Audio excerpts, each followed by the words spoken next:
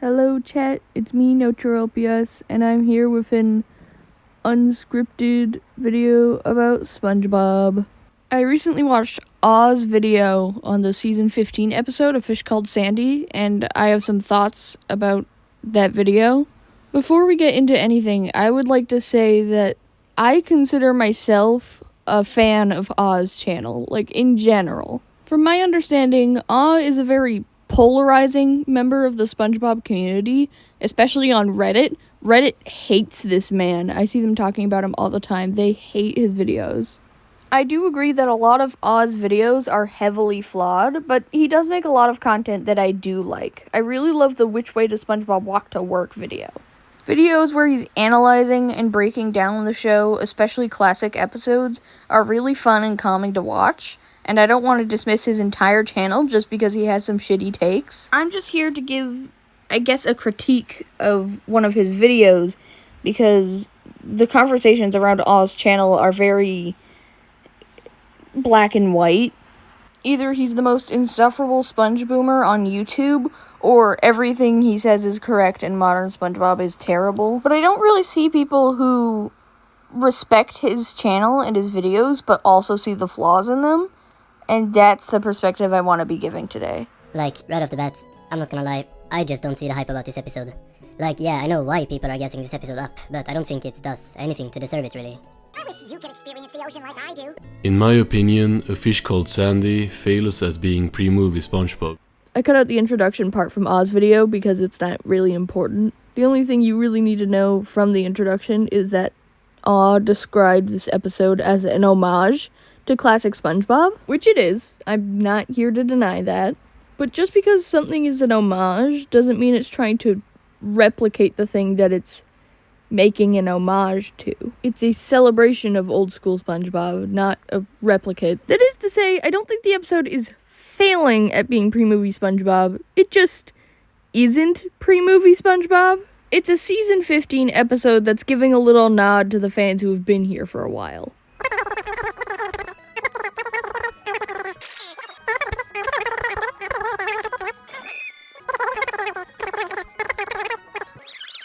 A Fish Called Sandy does not have the pre-movie art style, and definitely not the season 1 art style. It has a combination of elements of the pre-movie art style and the modern art style, and I don't think it's that good, honestly. Like, look at this. Goo Lagoon. A stinky mud puddle to you and me, but to the inhabitants of Bikini Bottom, a wonderful stinky mud puddle. What a great day! And then, look at this. Like, season 1 just looks better. Oh, okay. How exactly? I'm not arguing that the newer one looks better. I think they both look pretty good, honestly. But I'd love to hear your reasons for thinking one of them looks better beyond just vibes. This is a trap that Aw falls into a lot, where he just states an opinion, saying that one thing is better than another, and then just doesn't back it up at all. It's something that I noticed a lot in his best episode for every letter of the alphabet video, where he says that he just likes an episode because it's vibey. And you're allowed to have opinions like that. Hell if I care. But if you're presenting yourself as a critique channel and you're trying to give reviews of episodes of SpongeBob, you need to say a little bit more than that, I think. Genuinely, as a viewer, I would love to hear why you think one of these art styles is better than the other. I want to hear your deeper thoughts about it. Because saying, oh, I like this thing just because it's better, doesn't make for a great viewing experience. The story is also nothing like pre-movie.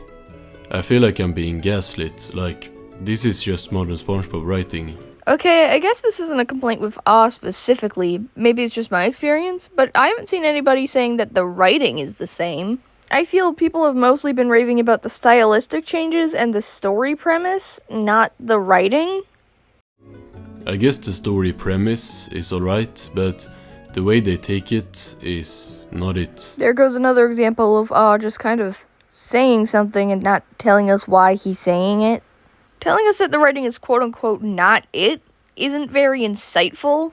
We're not really being given a reason to trust Oz's opinion over the opinion of just literally anyone else. There is also not a single good joke in this episode. Patrick has like one pretty funny line, Forgot how to breathe, huh? Happens to me all the time. and then everything else is just stuff happening for 11 minutes, like every other new episode. Now's probably a good time to mention that I have not watched season 15 of SpongeBob yet. I'm currently in the process of watching the entire show. I'm in early season 8 right now, which is hilarious, by the way. So I personally cannot compare A Fish Called Sandy to any modern SpongeBob episode because I have not watched modern SpongeBob. But I have watched the episode itself twice. Anyways, I can't complain about anything that Aw just said. I just felt like this was a good time to bring that up.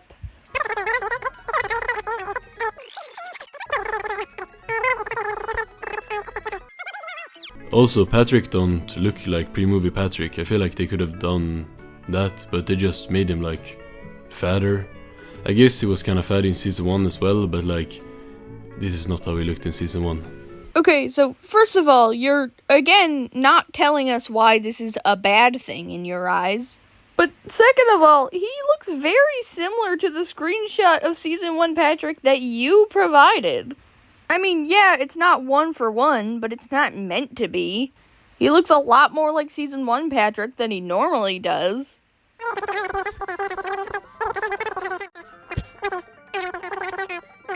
A problem I also have with the story is that this episode treats Sandy like a newcomer to Bikini Bottom.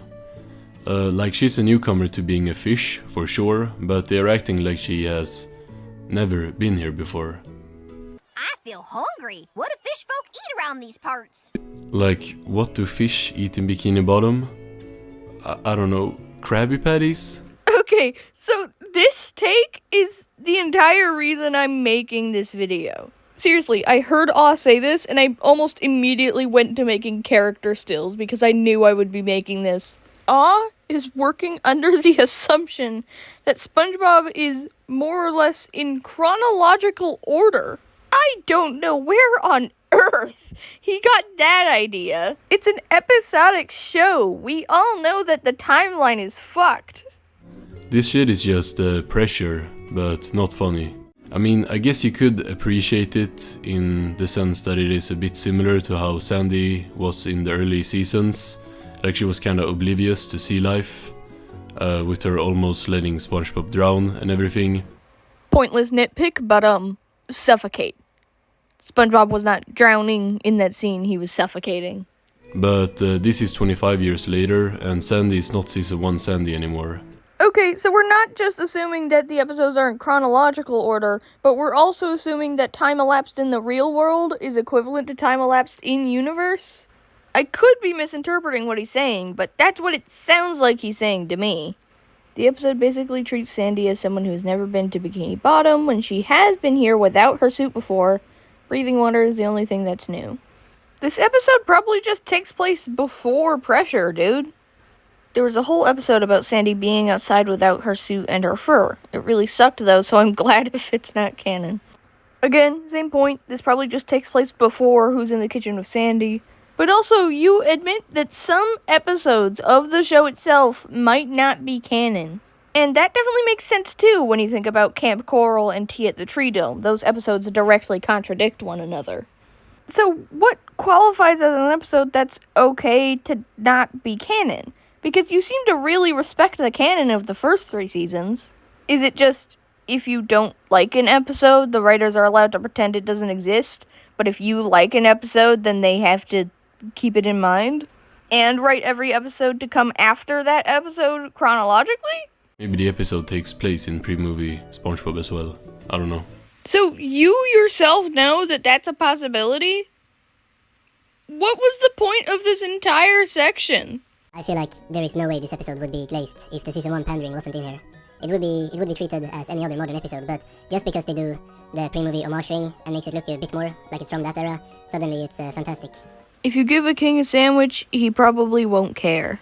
But if you give a hungry man a sandwich after his kingdom has fallen, he will be grateful.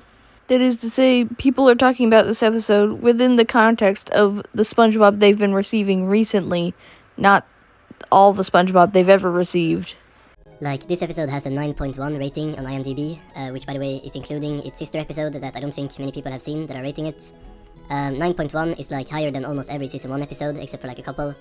And, you know, if you really think this is like one of the best SpongeBob episodes ever, I mean, sure, but I just can't agree. If you actually go and read those reviews, you'll see that a lot of people talking about this episode mention hope in some capacity. People are intentionally leaving 9 and 10 star reviews, not because the episode is of a 9 or 10 star quality, but because they want to tell the writers that they're going in the right direction.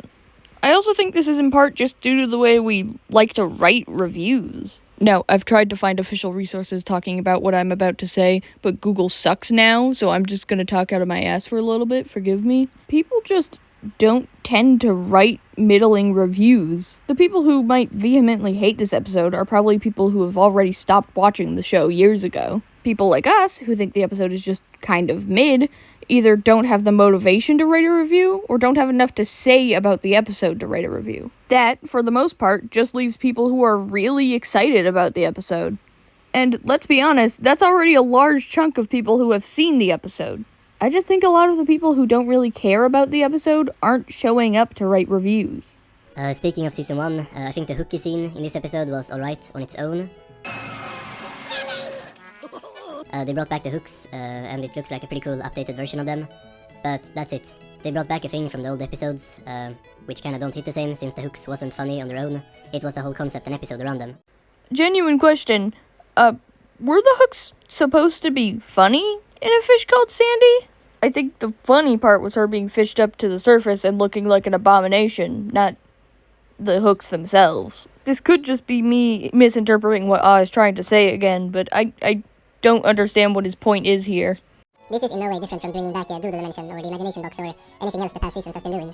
Like, it makes sense for Sandy to be caught on the hooks since she's now a fish, I guess, but that don't make the scene good or funny. It's just a worse version of something that already exists. Y'all wasn't cheering when Nosferatu was brought back for the 11th time, but now everyone is praising a mid-episode for kinda looking a bit like pre-movie. Oh my fucking god.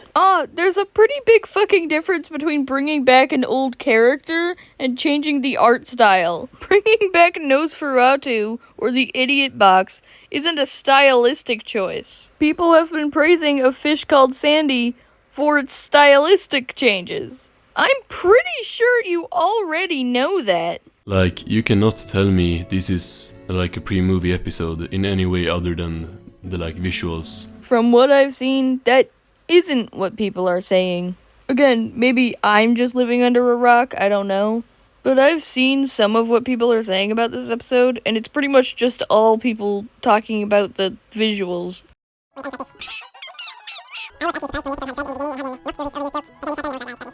A Fish Called Sandy is a modern SpongeBob episode with some pretty backgrounds and callbacks. And not pretty callbacks, by the way, just callbacks. It sure is. And you still haven't told us why you don't like that. I'm not saying you should like the episode, but I think your video would be more interesting if you backed up your points. Or, explained them at all. Okay, that's pretty much all I had to say. In summary, I am not disagreeing with Oz's opinion of the episode. I just think he could do a better job explaining why he holds certain opinions. Or, if his videos are not meant to be critiques of modern SpongeBob episodes, he could do a better job at making that clear. You can dislike a thing, but if you're gonna tell me about it on camera, I want you to go in depth. Alright, I had fun making this. I might make more videos in a similar format, we'll see. In the meantime, I'll be most active on Pinterest, so check me out there. And remember that licking doorknobs is illegal on other planets. Okay, bye.